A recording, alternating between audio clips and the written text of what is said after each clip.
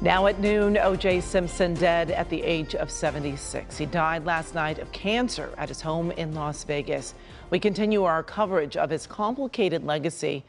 After starring in both football and in Hollywood, Simpson's life changed one fateful night in 1994 with the murders of his wife and her friend.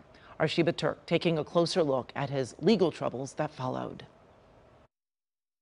Nicole and her friend Ron Goldman were viciously murdered outside of her home in 1994. What happened next captivated the nation. This is AC. I have OJ in the car. After an infamous freeway chase, OJ Simpson was arrested and charged with the killings. His nearly 9-month-long trial was dubbed the trial of the century and became a massive and divisive spectacle. Orenthal James Simpson not guilty of the crime of murder, ending in the former football star's acquittal. The biggest impact of the OJ case is all of a sudden the courtroom trials became a spectator sport. Law professor Lori Levinson served as the trial's legal analyst for CBS News. She believes the trial forever changed the public's perception of the legal system. For a lot of people, this is the first time, if they hadn't sat as a juror, that they actually saw what happened in the courtroom, and much of it bothered them.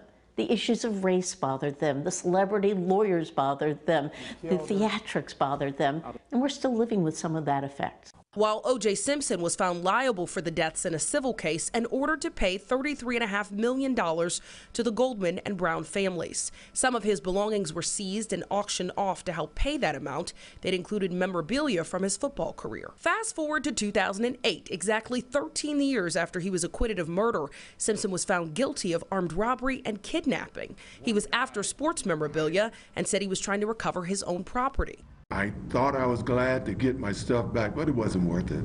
You know, 9 years away from your family is just not worth it, and I'm sorry.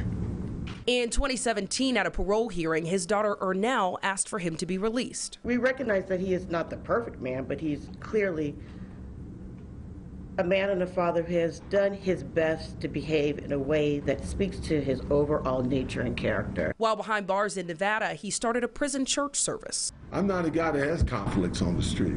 I don't expect to have any when I leave here. Simpson was released and stayed in Vegas. He was released from parole in 2021. And on June 17th, 1994, people were glued to their TV sets watching a slow police chase. OJ Simpson traveling in a white Ford Bronco being followed by a large group of squad cars. In the helicopter that day, providing the shot seen around the country, really around the world, was our Jeff Males. He was a young photographer at the time who retired just a few years ago as our chief photographer, and he's joining us now by Zoom. Hi, Jeff. Thanks so much for joining us. Of course, Amy. Good to see you. Good to see you. Now, so many of us remember exactly where we were watching that chase on our sets, and you were giving us that look. Talk about your memories of that day. Well, I remember the day starting out being very frenetic. I didn't start my helicopter shift until 3 p.m., but I was glued to the TV in the morning, like a lot of people were, because Commander Gascon with LAPD in the morning at 11 a.m. declared that O.J. Simpson was a fugitive from justice.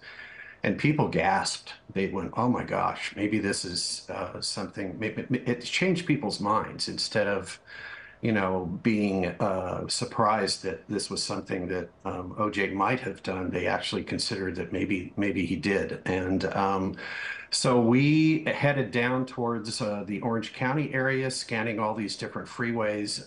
The speculation was that OJ had gone down to South Orange County to his late wife's grave and was visiting the cemetery that day. So we headed that direction along with a lot of other news helicopters and airplanes looking for the white Ford Bronco. And we finally spotted it being followed by a police black and white that over the radio in the helicopter, we heard the officer say, I have the 187 suspect or murder suspect in front of me. And so at that point, we knew that we had the right vehicle. And we stayed on that shot for an hour and 30 minutes all the way up to OJ's Rockingham estate. Wow. And at the time, you're clearly, following this pursuit, but it was a pursuit like none other. I think it changed the way we view pursuits. It even changed, Ford Broncos, as far as the sales. I mean, it had such an impact. When you were up there, did you have any idea the response and how many people would be watching this chase?